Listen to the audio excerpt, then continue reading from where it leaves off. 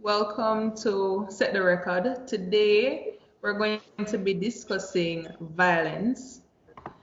Is it contributing to Jamaica's increasing crime rate, or is the crime rate influencing the lyrical content? Today, we have Mr. Dean Mundy, and we also have Dr. Herbert Gayle. Dean, can you introduce yourself? And then afterwards, we have Dr. Gayle introducing himself as well. Well, usually we give the scholars the go. However, I'm Dean Mundy, producer, engineer, songwriter. I've actually done every aspect of the music industry, from management to publishing. My background goes back roughly 27 years in the industry before Pepper Seed, for all those who are old enough to remember. For all those who are within the new gen, you can go and Google it. So you'll be getting over 26 years of experience in the entertainment industry. I've worked with artists with the likes from Buju Banton, Marcia Griffiths, come all the way up, Sean Paul, write and produce for Beanie Man. Roughly, I could say I have done a few decades in the industry. So, based on my opinion, I'm thinking that's why I'm invited here to have this conversation. Turned over to the scholar. My background will just stay within the music. And Dr. Gayle? All right, so I'm Herbert Gayle. For my friends around me, I'm just referred to as Herbs. I am an anthropologist of social violence, which means I'm one of the few mad people on the earth who've done a PhD in the anthropology of violence. Studied at SOAS London. SOAS means the School of Oriental and African Studies. And my focus is simply anything at all that is blamed for violence, including dancehall, or anything at all that genuinely causes violence. So ranging from murder, suicide at the most extreme, and terror, social violence in the form of gang violence and community violence, family violence, domestic violence, anything at all that spells violence, even if it is pronounced violence, like some people say.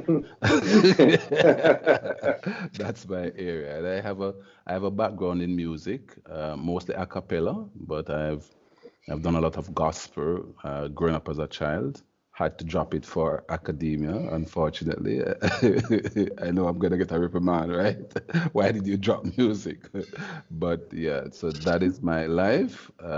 In a nutshell, I spend the bulk of my life, other than lecturing at UWI, is really around 17 countries, mostly in the LAC, Latin America, and the Caribbean, just trying to help governments and people reduce their violence, which is really the essence of my training. So yeah, I'm one of the few mad people who decides to stay close to something that can kill you, just because I have a preoccupation in helping people become better, and that's what violence reduction is about. So, and I'm interestingly based in the country that's ranked 4th in the world. So yeah. Okay. Thank So you. before we go any further, I'd like to take my hat. One of the few mad people is right.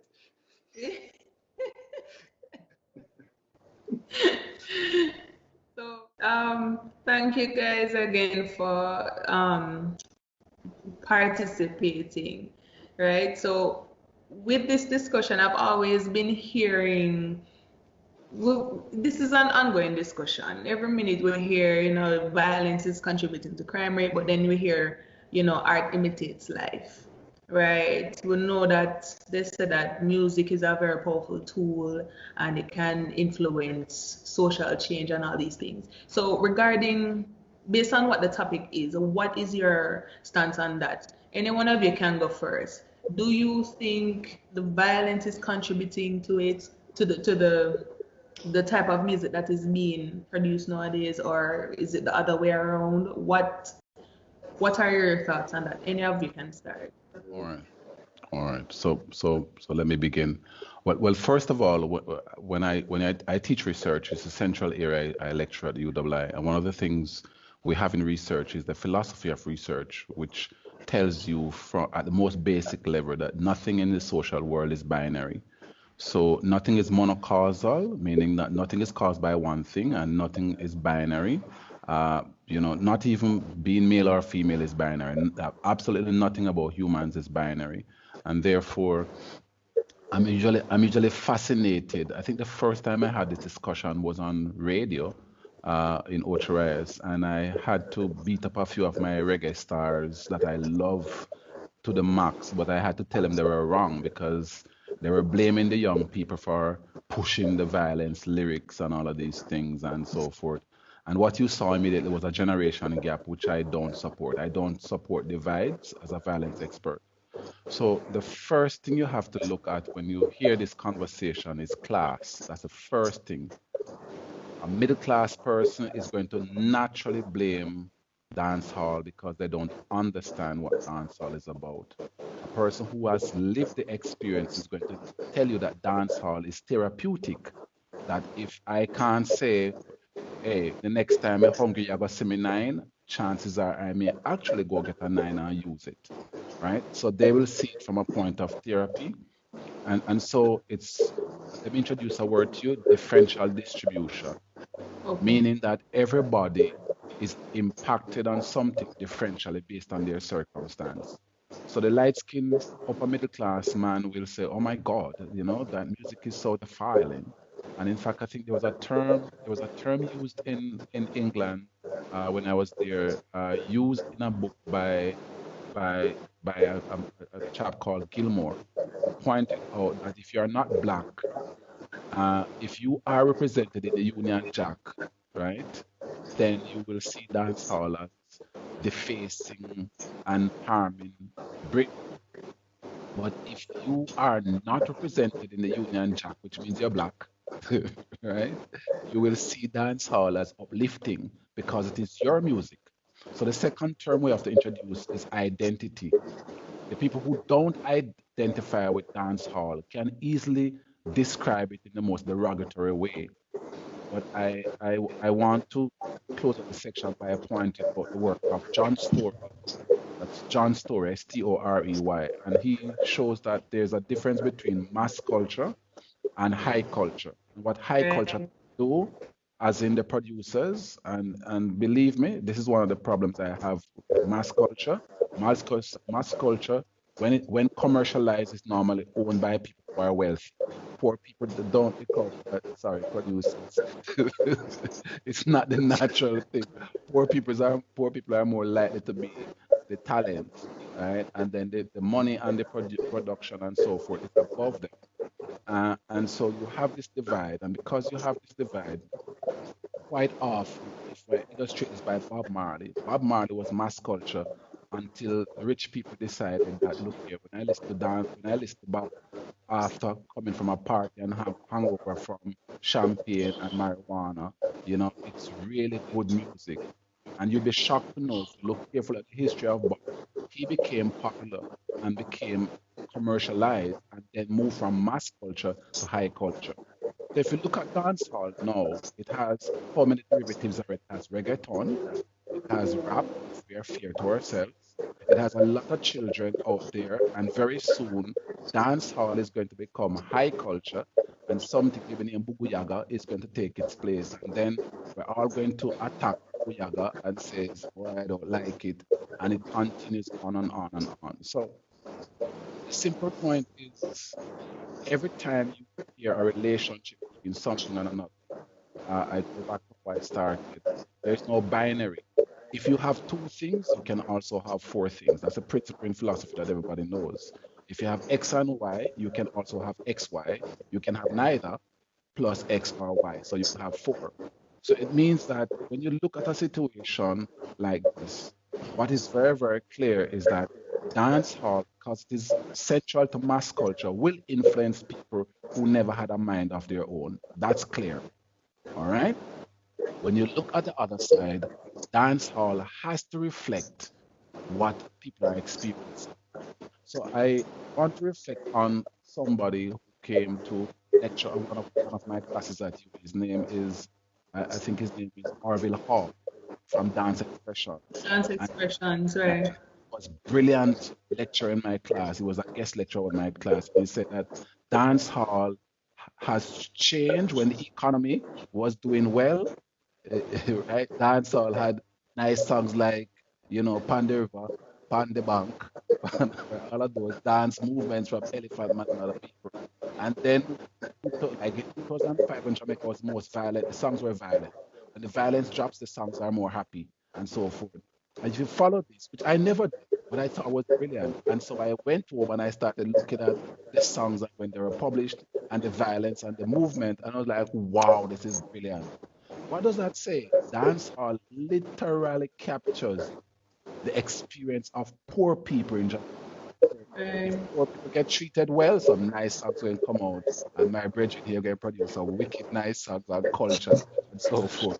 But if we continue to be in the fourth most violent country in the world, you know, a fish can't come from sea and sing about roasting bread. He has to sing about the depth of the sea. So people have to be a little bit honest about dancehall and understand that it works both ways. Whilst as mass culture, it will influence those who do not have their own experiences independent of that experience. It is also therapeutic, soaking up some of the violence in Jamaica and allowing some people to be able to sing their pain rather than act. Very eloquently put. I mean, you've actually touched some of the conversations I've been having. I've been having this conversation for as long as I've been in the industry professionally, which, as I stated, is over 26 years. Now, based on I usually take it from the point, and as we were discussing off air, more opinion based than research and fact based. However, living in the situation and living in the environment itself, not being one of those producers who are the well-off one that turned producer, but started from wanting to be an artist. So we're coming from down the regular level and realizing and being taught that, listen, being an artist is a short live in the industry, no matter if it's 5 years, if it's 2 years, if it's one, there's a timestamp on being an artist. But being an engineer and a producer is for the rest of your life. So I decided to take the other route of dabbling in being the artist, hence I'm a songwriter, but moving more into being the engineer and the producer. So being around and being in the environment itself, my discussion has always been the case where music itself is like an enhancement drug. You're not going to take an enhancement drug not being a runner and get up wanting to run. If you're a track star or somebody who is interested in athletics, your enhancement drug is going to enhance whatever it is you want to do. So if you're in the mood for love and you put on some, what we would Jamaican would call some lovey-dovey music, it makes you feel very romantic and in that type of feel, and it enhances the mood that you're in. If the poverty is so high on you and you're already in the mood to, boy, I'm going to take on the world, you're not going to put on a love song. You're going to find something that mutually communicates to the way that you're feeling. So when you put on you got Simmer 9 and Rare, you already had certain things in the back of your mind and it pushes you because, as you rightfully said, based on environment and exposure, we react to the same music differently. Kids who are in middle class or upper middle class will listen to the same song and not go to rob anybody.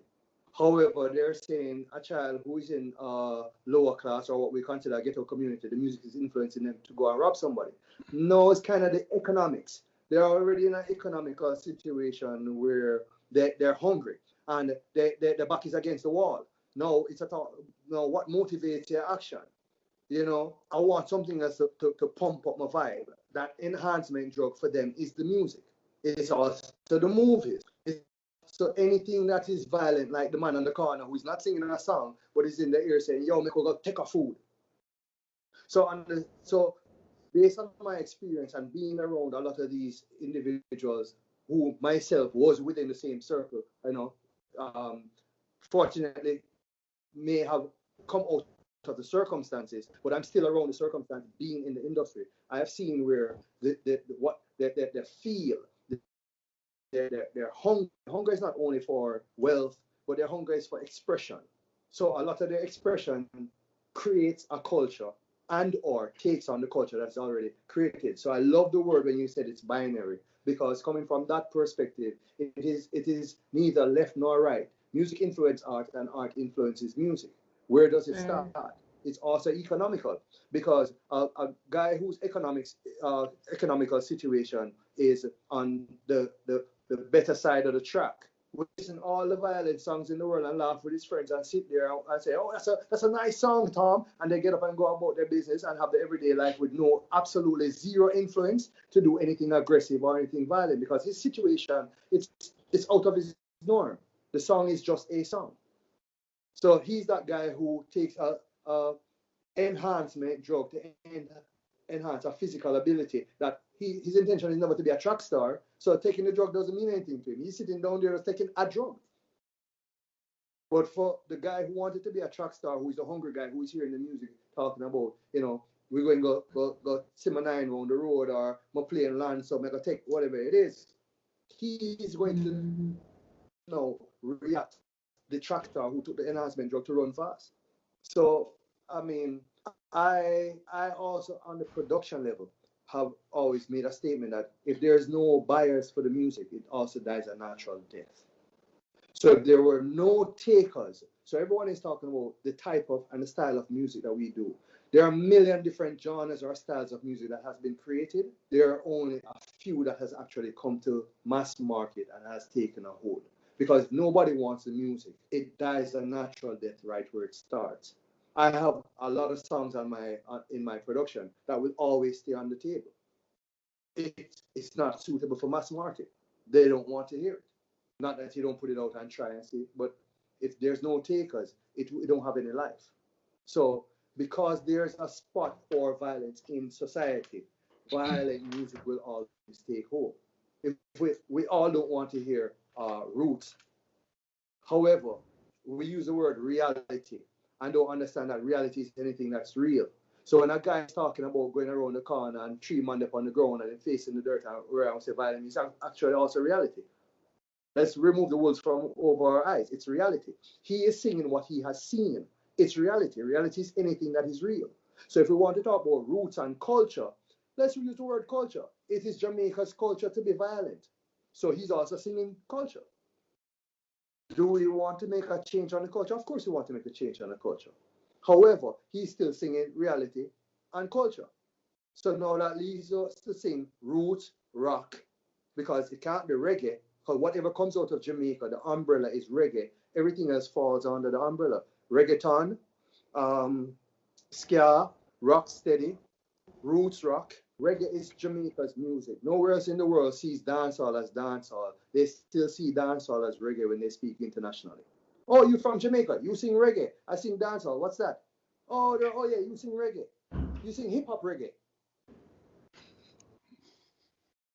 So we're acting like the word reggae is not synonymous with the word Jamaica. Everything else is a subgenre of what we do, reggae music. Ska is reggae. Rocksteady is reggae. Dancehall is reggae. We don't have a dancehall category in Grammy. We still have with reggae. No, Reggae. touch a dancehall category. But yeah, but it's reggae. So for where that topic is concerned, I'm happy that I actually listened to Sir Davis. I'm correct before making a statement, because it is very important for some of the academics to realize that it's really not a one-sided thing. There are many different facets of why violence is in the music and why music itself is speaking about violence, because it's a part of our culture and it's a part of our reality.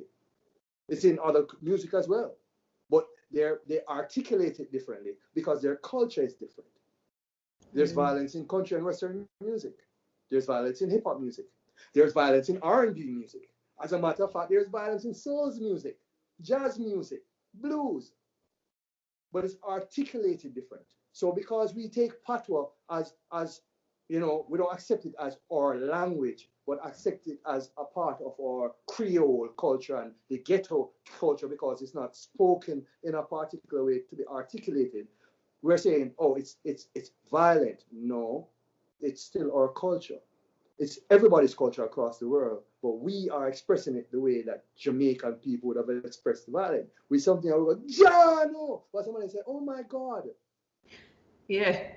It's coming from the same place, just being articulated differently because our mode of expression, we're very aggressive people.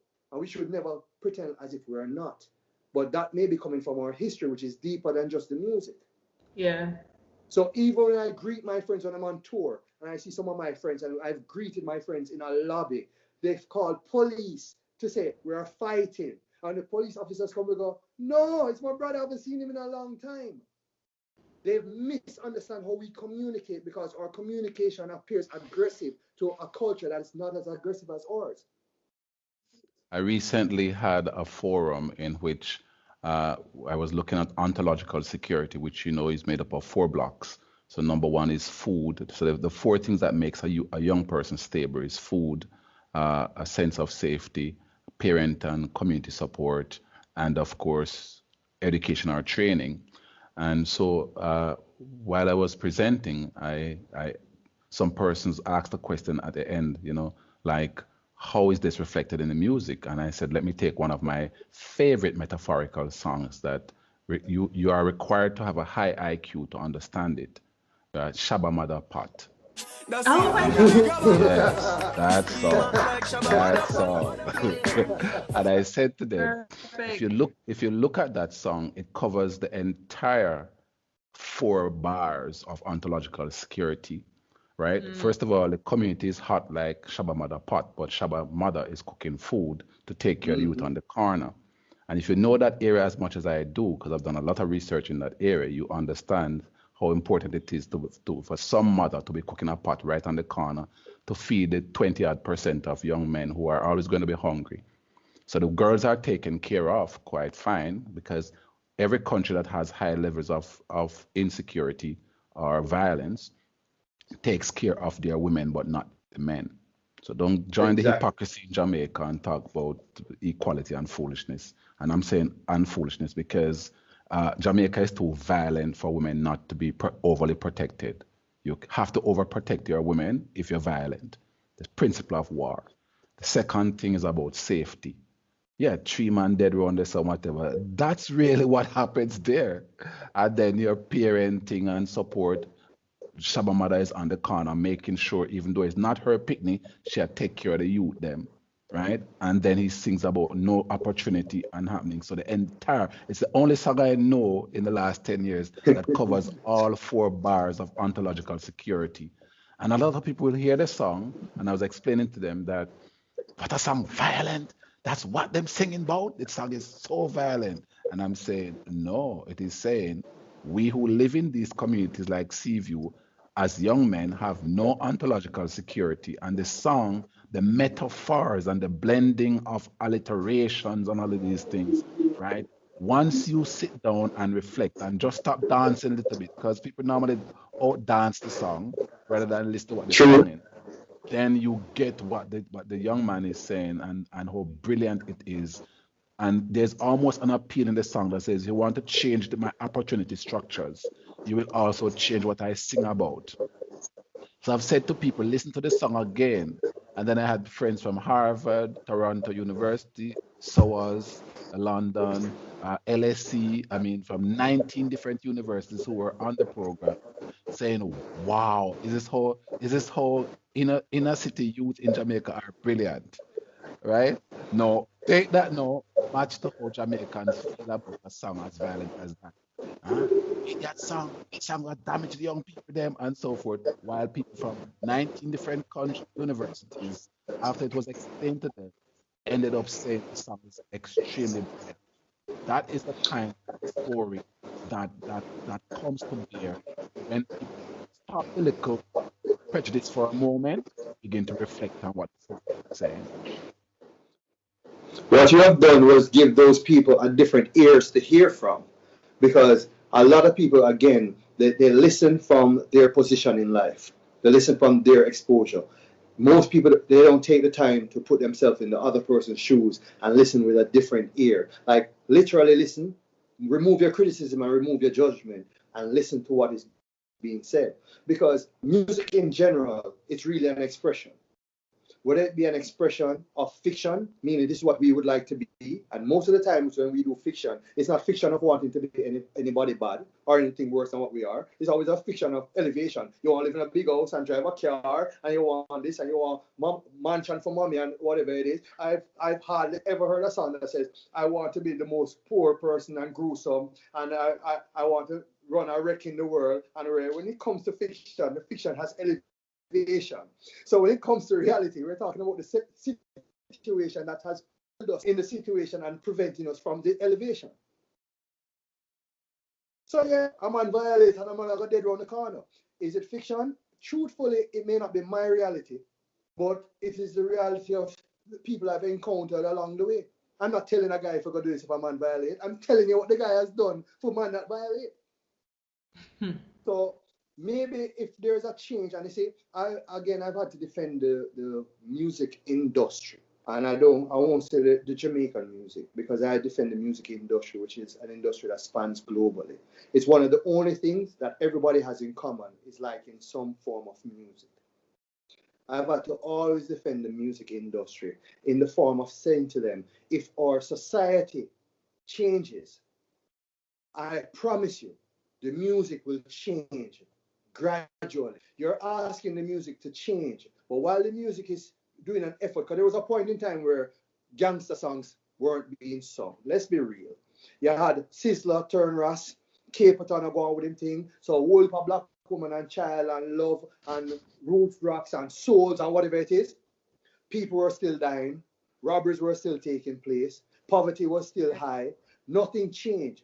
I remember the Music Federation made a direct request to myself and a few other producers not to release some songs because we're cleaning up the music. And within that same period of time, the crime rate had increased more than the year before.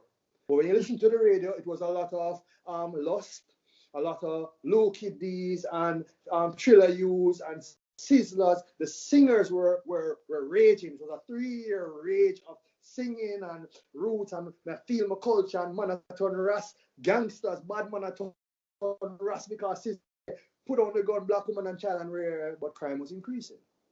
Our statistics are, I can't draw numbers, but because of where I sat in the industry, showing a gradual increase of crime during the years. When crime was low, and this is where I agree with what Orville had done and said, was when there was a lot of parties going on. A lot of weddy, a lot of bembe, and every night there was a party in Jamaica's culture. You had Gungo Peace Thursday. When you look at it, all one night had 4 or 5 different parties. And you know what happened to the crime rate? It was low because people were too busy having fun. You take away our outlet, the outlet has to happen some way. The frustration that people are encountering living in a society like Jamaica, what is being done to give an outlet to that frustration? You know, there no jobs or employment is being provided. And let's be realistic, the society has moved away from actually managing growing boys into men. We're a little bit feminine in the society of how we would like a man to express himself and communicate, and we want to tone down the aggression. As men, I think we should, this is again my opinion, we should express our natural aggression, whether it be through sports, whether it be through music, whether it be through construction, but we have to have an outlet. We're not arguing about how much bad woman there road. No, we argue how much bad man there road.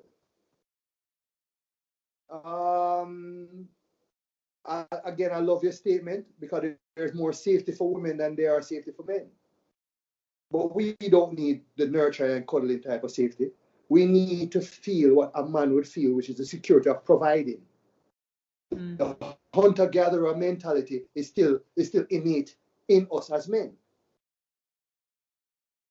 So I think we're going to be in a tragic situation if it is that the culture does not do its part while it's asking the music industry to do its part. So while they're asking us to calm down and change, there has to be something of calm and change presented so that we can. Why would we sing about gun if we say everybody I love and the place and money, food around and money I make and flossing and go on and when flossing and go on, people sing about flossing. Right. It's interesting. My students go to Wedi once per semester until COVID. We used to go to Wedi first, and then we go to, of course, Pasa, and then everybody knows the history of what ended up with Pasa. Pasa ended, and it's intriguing because when our students go, when the UE bus turn up downtown, and it gets parked at a specific, it has its own parking at Tivoli. Pasa start and people jump up on top of the bus, dance and wine and somersault or boom flick as we say in Jamaica off the top of the bus and so forth. We actually had to appeal to some people in government because they couldn't understand why the university would have a class that is central to Pasa and Pasa songs would sing about the UE bus, that jump off of the UE bus and so forth. And then all of that went, and I've said to people very publicly, do you think that helps? Because if people tend to behave as if we are completely social, as if we're not animals, and one of the things about us as violence experts is that we spend a lot of time doing neuroscience and understanding the animal in us and understanding the different kinds of things that can go wrong in somebody for him to kill repeatedly without remorse and all of these things. So we spend a lot of depressing time learning about how cruel and aggressive humans can be and the gap between males and females. And what intrigues me is that if you look at other countries, they take neuroscience very seriously. They provide outlets. They have a gym down the road. They have so forth. You burn yourself out and you drop in your bed. And in Jamaican setting, you smoke a little weed, right? I'm talking about my families and friends now. They smoke a little weed and they get hungry and they eat two cup of rice and so forth and a piece of chicken. Black people and slavery chicken, yeah, or salt pork or salt food or something. And then they go to bed and wake up and then they get up in the morning and they go down the road and go river and so forth. And you look at all of this, it's tons and tons. 30% of a male's life is about burning energy, which is why if you look at the KFC study my students did, they found that a lot of women talking about equality were eating the same amount of chicken. Where you going to get 30% of your life to burn off the kind of energy that we get burn off? But that's us. So you get to expand this way, and we get to expand that way, eating the same foods. So there's a lot of ignorance, and it's the same thing with music. People just don't understand what music does. They don't understand that music is about, the blowing off the steam that makes you up. And they don't understand how a young man will simply be working and just being complete oblivion to the world, just listening to music and holding a medi and so forth. And so it's like every time I hear an attack on